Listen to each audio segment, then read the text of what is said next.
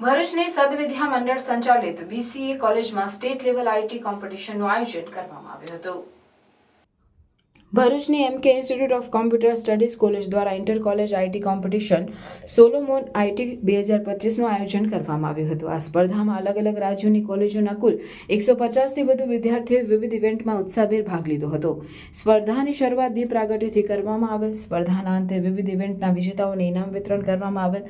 આ ઇવેન્ટનું સફળ આયોજન ડાયરેક્ટર જીવરાજભાઈ પટેલના માર્ગદર્શન હેઠળ અને કોલેજના સ્ટાફ અને સ્ટુડન્ટ યુનિયન દ્વારા કરવામાં આવ્યું હતું।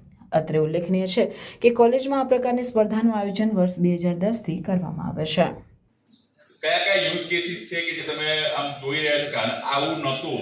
હું મારો એક્ઝામ્પલ આપું તો હું નાનો હતો ત્યારે મારા પેરેન્ટ્સ મને ટ્રેનની ટિકિટ લેવા માટે સવારે 4 વાગે લાઈનમાં કર્ણાવતી અમદાવાદથી બોમ્બે જવાનું હોય કોઈને તો 4 વાગે લાઈનમાં ઊભા રહેવા માટે હું એક વખત નહીં કમસે કમ 20 વખત લાઈનમાં ઊભો રહ્યો છું। હવે 10 માં 5 કે 10 માં 2 મિનિટે ઓનલાઈન જઈ તત્કાલની ટિકિટ બુક કરાવી લે છે। એ ટેકનોલોજીનો ભયંકર મોટો એડવાન્ટેજ છે, રાઈટ? તમારે કોઈ કશે જવાની જરૂર નથી। મને યાદ છે મૂવીની ટિકિટ જોવા માટે અમે મૂવી જોવા જવાનું હોય, કોઈ સારું મૂવી આવવાનું હોય તો લાઈનોમાં ઊભા રહેતા હતા। હવે બુક માય શોમાં ગયા, ટિકિટ બુક કરાવી। એ ટેકનોલોજીનો એડવાન્ટેજ છે, રાઈટ?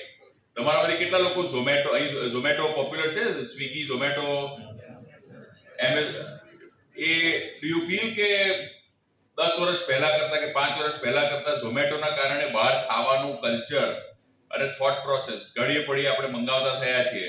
ટેકનોલોજીના કારણે ઘણી બધી વસ્તુઓનો વધારે ને વધારે થઈ રહ્યું છે। એક બીજો થોટ પ્રોસેસ આપું તો અહીંયા બ્લિંકિટ ને હોમ ડિલિવરી વાળા ગ્રોસરીઝ ને બધું આપવા વાળો અહીંયા ચાલે છે કે નથી ચાલતું? ડુ યુ ફીલ કે એના કારણે ટેકનોલોજીના કારણે એટલી બધી કન્વીનિયન્સ વધી રહી છે કે લોકો વસ્તુઓ વધારે ને વધારે મંગાવતા થઈ રહ્યા છે। ફોર એક્ઝામ્પલ, હું 10 વર્ષ પહેલા 15 વર્ષ પહેલાની વાત કરું તો નાની વસ્તુ લેવા માટે મારે મોલમાં જવું પડતું હતું, સ્ટોર પર જવું પડતું હતું। હવે બટન દબાઈ એ વસ્તુ આવી જાય છે। હું મોલમાં ગઈ કદાચ 7-8 વર્ષ થઈ ગયા છે, હું મોલમાં જતો જ નથી।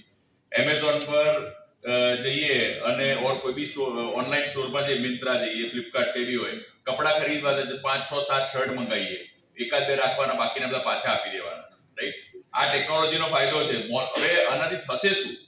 લેટ અસ ટોક કે લોકો રેસ્ટોરન્ટમાં જવાનું ઓછું થઈ ગયું, લોકો શોપિંગ કરવા જતા ઓછા થઈ ગયા। સો એવું નથી કે જોબ્સ જતી રહેવાની છે। ઘણા લોકો તમને વાત કરતા સાંભળશો। સારું, એક બીજી રીતે આ ક્વેશ્ચન પૂછું।